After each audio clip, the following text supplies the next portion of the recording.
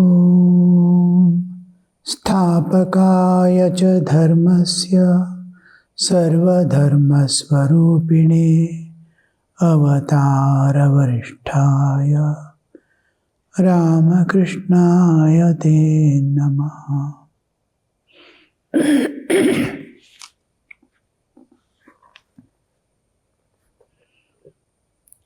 Ramakrishna was in ecstasy. He began to sing in a melodious voice. He went on, "Is mother merely a simple woman born as others are born? Only by chanting her holy name does Shiva survive the deadly poison. Is she it is who creates the worlds, she who preserves and destroys. With a mere wink of her wondrous eyes, she holds the universe in her womb. Seeking a shelter at her feet, the gods themselves feel safe, and Mahadeva, the god of gods, lies prostrate underneath her feet." A beautiful description of the transcendental realm and the manifested universe. The whole universe is manifestation of power, Shakti. We personify it, giving a feminine picture, and it is though the transcendental is conscious entity. To introduce herself, she may give a particular form, a particular name, particular way, as we do. Suppose I want to give my identity. I am meeting people for some first time or anything, or I am known to them for a long time. We are parted, are unable to meet each other, but some identity will be keeping us linking to each other. We give our mobile cell phone number now. You can contact me on this number anytime. Now I am giving my number, I am giving my identity to people so that this is not me. Cell phone is neither me. I am not that cell phone, nor I am not also the telephone number which I have given. It has nothing to do with me. But in it through that cell phone and that number ringing up, that number, anybody can contact me. Like that, divine is a conscious entity. Imagine, look at the world. Behind this universe stands one who has designed this universe. It's a wonderful thing to understand. There is a cosmic intelligence behind this universe, which governs, which has planned, which has, whole thing is designed by it. Just like we design things. So when a thing is going on with all perfection, it's going in an absolutely perfect way. No flaws anywhere. Law is strictly observed. Every nook and corner of this existence, relative existence. In any plane of existence, same law applies. The law of cause and effect, which appears to humans as karmic law. Now you look at the universe. Unless there is a conscious entity which is intelligent enough to design the whole thing, plan, and maintenance of it, from its creation to dissolution, again dissolution to creation, the cyclic movements, how we design everything, even we see, we have begun recently the cyclic program. The old things are put into recycling. We don't want to destroy things. Plastic, recycling. Like that whole universe is going on. Now you just take an engine. Engine, if you take, how it is designed, you see, steam engine, cyclic.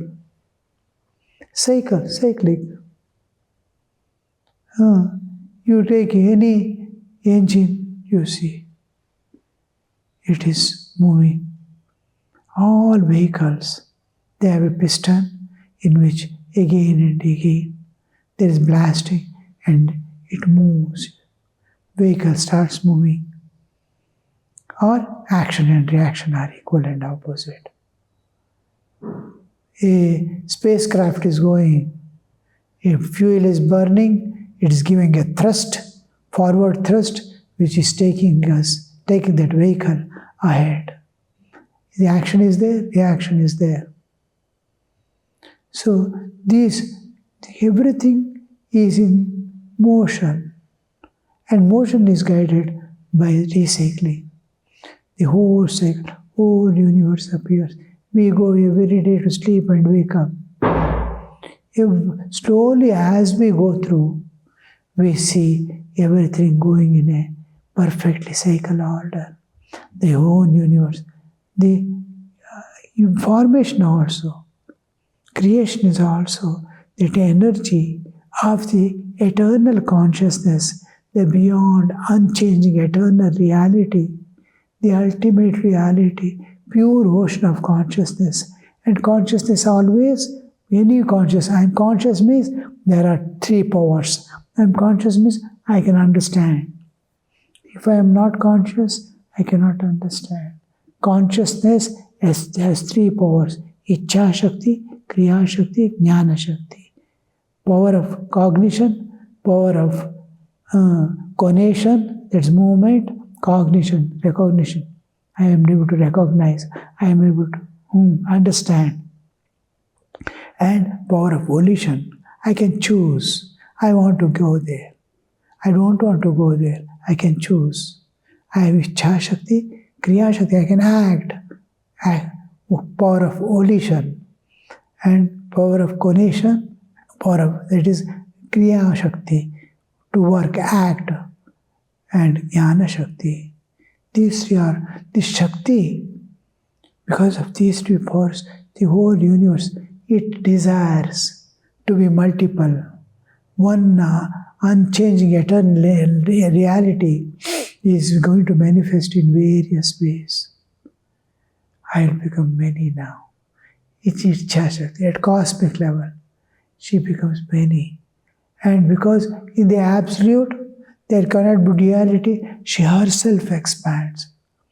She contracts into a bindu. When the desire, the ideation appears, she considers, because there cannot be duality, she wants to become many. So, because in the absolute existence there cannot be duality, she expands her, she becomes a bindu and churns as if she is going to spread out.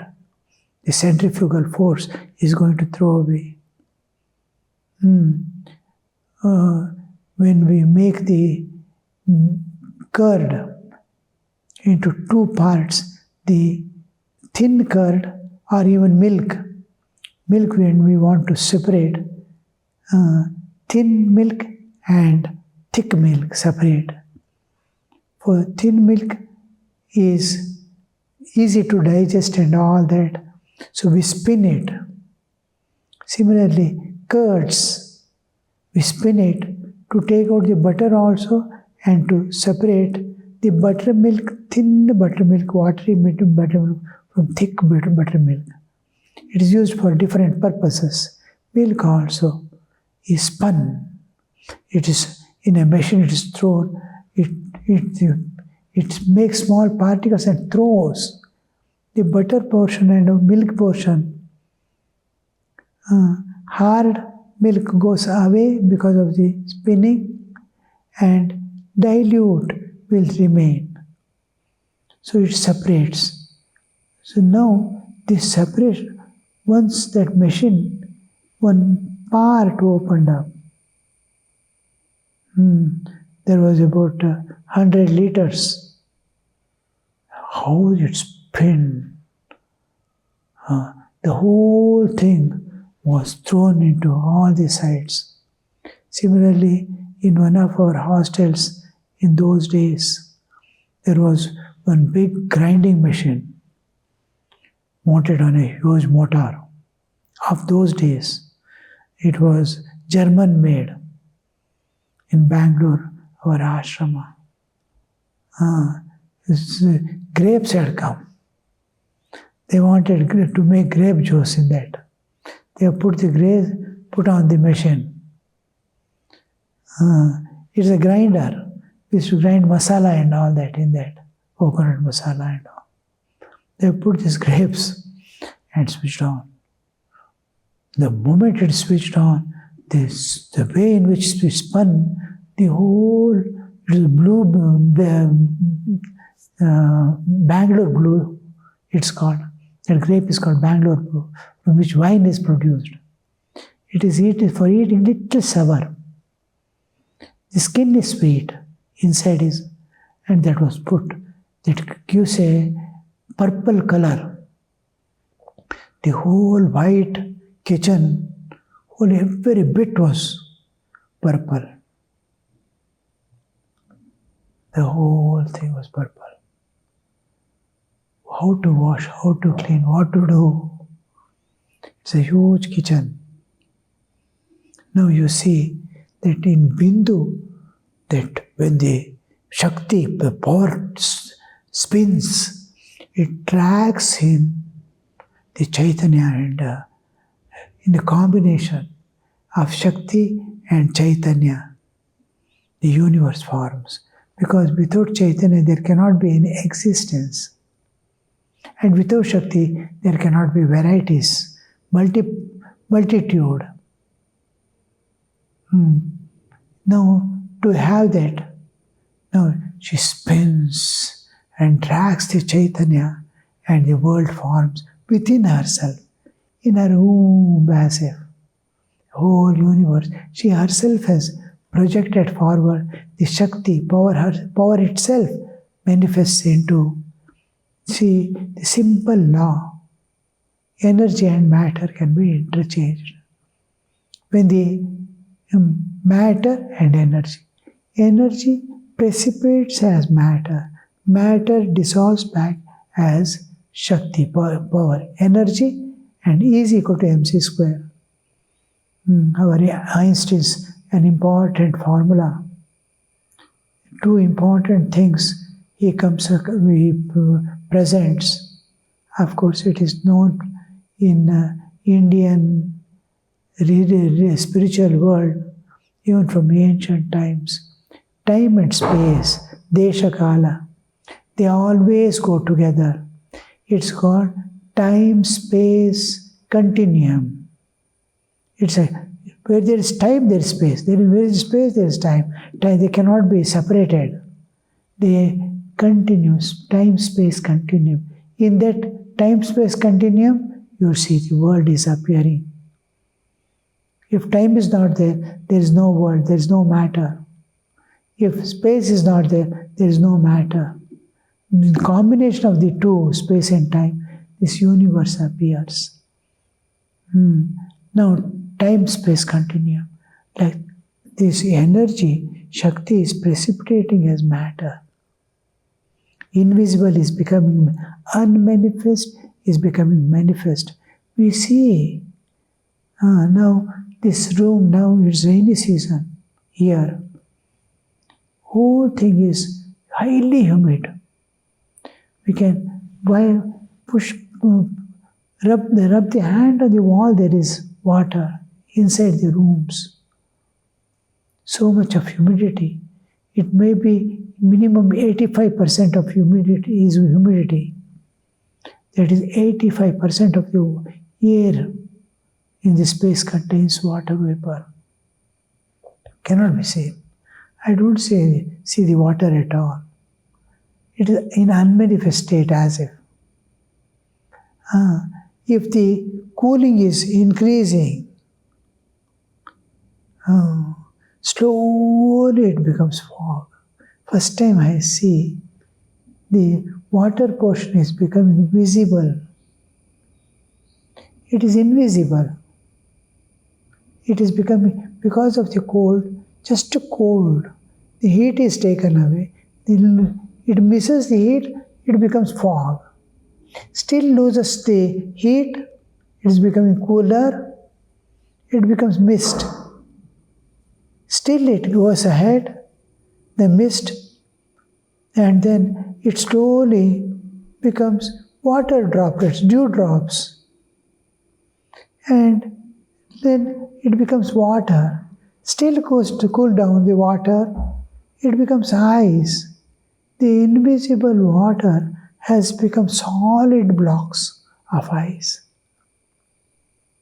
How they manifested grassification. Same way the universe forms. It's all power, Shakti. Suppose because of its multiplication, I give a feminine name, feminine form, feminine, or it itself introduces to enlightening souls, evolved souls. See, anytime you want to contact me, I am the power which is manifested as this universe. The creation was mine. Because Shakti alone can create, Shakti alone can dissolve anything. If you want to create, there must be power. To dissolve, there must be power. Anything to do, there must be associated with power, and power alone can have changes and movements. Any movement anywhere is there. Behind it there is a power, Shakti. So whole universe is a constantly changing flux. Constantly changing. Everything is changing. There is power behind. Power is manifested as universe, and power is governing it. Power is making all movements possible. The same power is going to take it back to the causal state, back to the source, and make it manifest again. What a beautiful thing you see. Now, who has planned it? There is cosmic intelligence behind. So that aspect, when it is personified and told as a woman, she is self-made. Energy, Shakti, the energy makes the whole universe move. The plants can get converted into seed. Seed is getting converted into tree. Tree is seed, egg and hen. The cyclic is going on, you see. There is a power which is maintaining that law. How can that tree get involved in a seed without a conscious energy behind? And seed, a seed just like a stone piece, small pebble-like. And that piece, if you bite or do anything, nothing happens. It goes away. Powder, it goes away. It has no life. But life is there in that seed. We cannot see. If you crush it, will not shout. It will not weep. It disappears. It becomes mud again. But it has the potential to project a tree. Now that seed, it will lie just like a stone or matter till water touches it. The moment water touches it, a consciousness awakens. The touch of water, it starts germinating. Soil is there, it leaves the root. Germinate, what portion germinates and comes out is a root. Then the seed becomes vertical with two dichotomized portions. From that, the new shoots come up. It takes the food from the... How? Just a touch of water. The seed awakens. Consciousness is there. Power is there. We can't see. When it starts growing, that power is manifesting.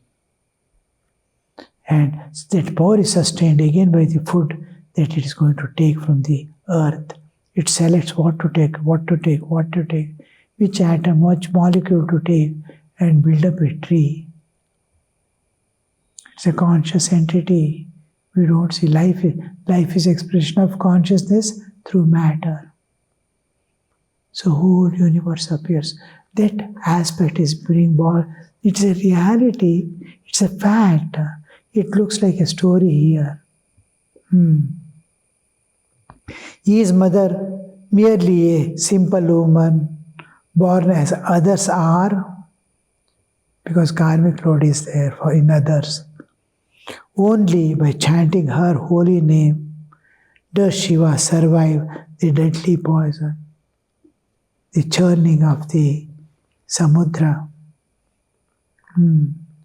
the ocean of milk is represented by the ocean of consciousness, Chaitanya, Sachidananda Sagara, the ocean of bliss, peace, love, absolute.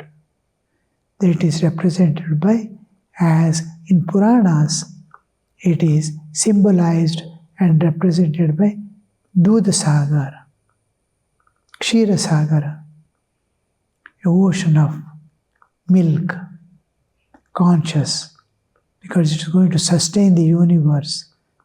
With all nutrition, a newborn baby, how the milk of mother sustains it, and then till it grows to the level of it is able to select food and eat. Till then, it is self-sustained or sustained by mother's milk. Now when seed is there, just put in water. It is not taking any food from outside. It's just touch of water, consciousness awakens. One by Ichha Shakti, Kriya Shakti, Jnana Shakti manifest. And inside there is power and potential. Shakti is there. It is making it expand. Just water is made, except there is nothing else. Water alone is touching. Just put the seeds in water. It germinates. Where from that matter came? Water, it's absorbing water and like sponge, it is expanding. The whole thing, energy is manifesting as matter. And matter, how the seed, small seed is becoming so thick within a few hours. And germination is coming out. You see, in seed, nothing was there. We could not see anything. But it is there, that potentiality to convert that energy. If Shakti also was there, consciousness also was there. Two are together. So the life is possible when they are together. Chaitanya and Chit Shakti. The power, energy and consciousness. Expression of energy as matter is possible only when consciousness is associated with consciousness. In Purana, we call Shiva Shakti. The two together, Shiva Shakti. And here in philosophy, work with Chaitanya, Chit Shakti, energy and consciousness. Each in this one, we call it Prakriti and Purusha. In yoga, we call it Purusha, Prakriti. Different names of different systems.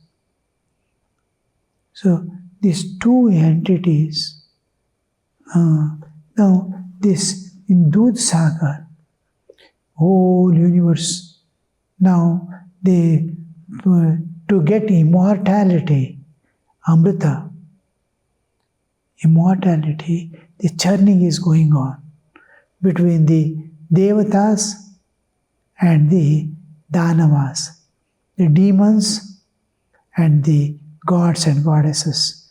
The fighting is going on.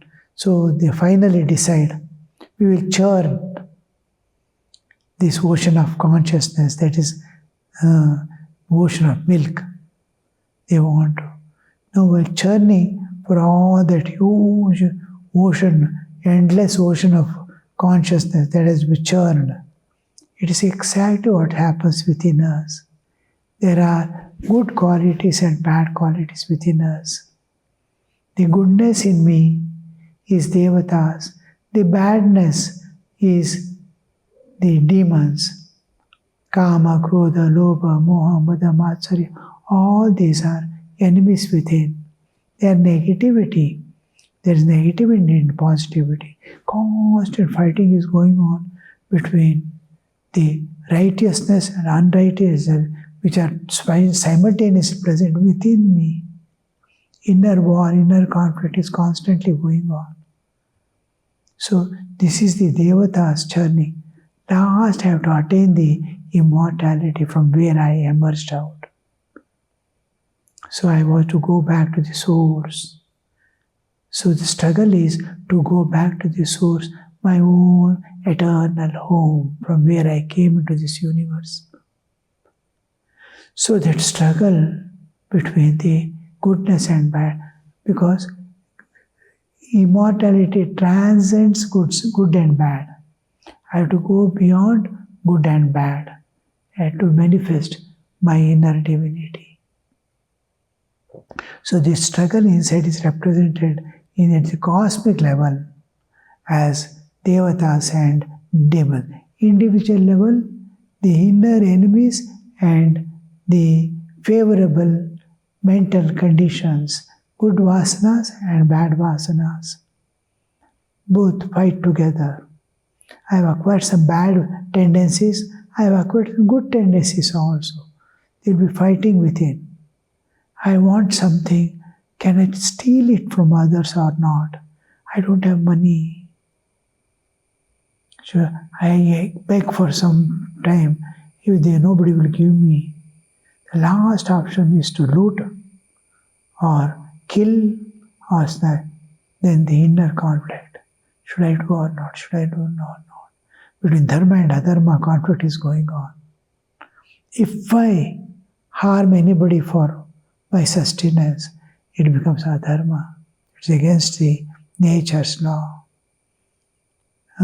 If I don't, I'm going to lose my life.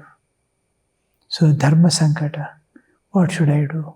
War goes on within, between the devatas. The Danava says, kill. The Devata says, no, don't. Both are within us. So this happens. So this is the war.